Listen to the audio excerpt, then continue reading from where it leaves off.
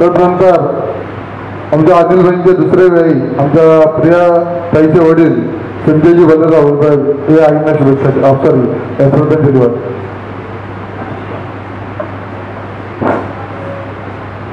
भारतीय घटनेचे शिल्पकार परमपूज्य डॉक्टर बाबासाहेब आंबेडकर, हिंदवी स्वराज्याचे संस्थापक छत्रपती शिवाजी महाराज, छत्रपती शाहू महाराज, महात्मा ज्योतिराव फुले यांच्या विचाराला अभिवादन करून आज या ठिकाणी कालकथित आमच्या आई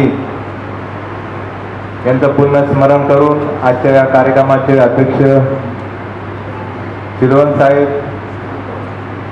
अजितजी, त्याचप्रमाणे या कार्यक्रमाला उपस्थित असलेल्या आदरणीय सीमाताई आठवले, ज्येष्ठ नेते काकासाहेब खंबाळकर, आमचे गुरु आदरणीय गौतमजी सोनवणे, श्रीकांतजी भालेराव, सर्व सन्माननीय व्यासपीठ आणि शोकाकुल बंधू आणि भगिनींनो, या ठिकाणी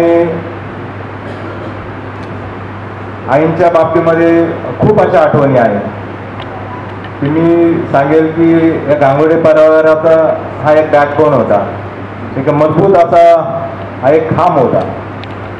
संपूर्ण कुटुंबाला एकत्रित ठेवणे, शिलाताई असेल की अनिल भाऊ असेल यांच्या सामाजिक कामासाठी त्यांना सतत समाजाच्या सेवेसाठी उपलब्ध करून देणं आणि आपल्या नातवांचं, आपल्या सुनांचं, आपल्या नातसुनांचं त्यांना एकत्रित पाहून ह्या कुटुंबाला सांभाळणं ही फार मोठी जबाबदारी आई या ठिकाणी पेलवत होत्या. परंतु अचानक त्यांच्या जाण्यानं हे घर एक पोरकं झालेलं आहे. परंतु त्यातूनही ते सावरून या आईंनी जे केलेलं काम आहे त्या पावलावर पाऊल ठेवून आमच्या शिलाताई या कुटुंबाची सेवा करत आहे.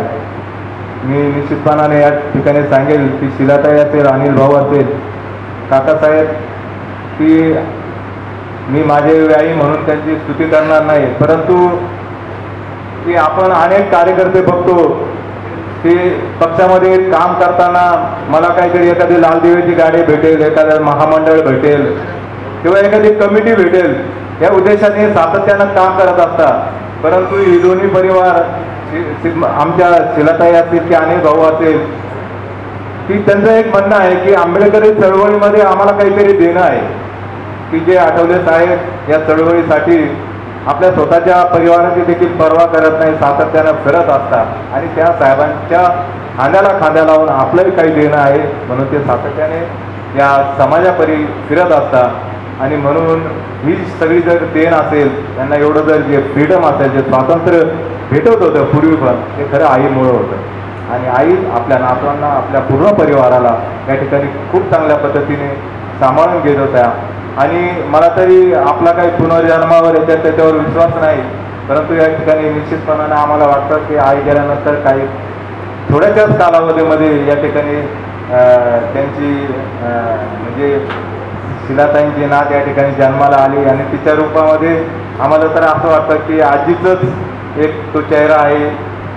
कारण की ज्या पद्धतीने मी सांगेल की भाऊंनी असेल, ताईंनी असेल किंवा त्यांच्या नातवांनी आईला जो काही त्रास दिला आहे त्या त्रासाच्या म्हणजे ही जी मुलगी आहे, ही समायरा जी आहे, ही यांना सगळ्यांना या कुटुंबाला या ठिकाणी वठणीवर आणते असं म्हटलं तर वावगं ठरणार नाही. कारण की ताई इतक्या जीव लावतात त्या की काही कुठले कार्यक्रम असेल तर त्या कार्यक्रमाला देखील टाळतात, 7 तास 2-2 तास आपल्या नातेला घेऊन बसतात. भाऊ असेल म्हणजे ही जी परिवार आहे की म्हणजे जी आईची सेवा करायची होती त्यांना भविष्यामध्ये, ती आता नातीच्या स्वरूपामध्ये ते आपलं ऋण फेडण्याचा या ठिकाणी प्रयत्न करत असतात. आणि आईच्या बाबतीमध्ये या ठिकाणी यादव साहेबांनी सांगितलं की आईचं जे हसमुख आदरतिथ्य होतं म्हणजे त्या कधी शिलाताईंच्या भरोश्यावर राहत नव्हता. आणि जो कोणी अनिल भाऊंच्या घरी गेला तो माणूस कधी उपाशी गेला नाही. ती आईंची ख्याती होती.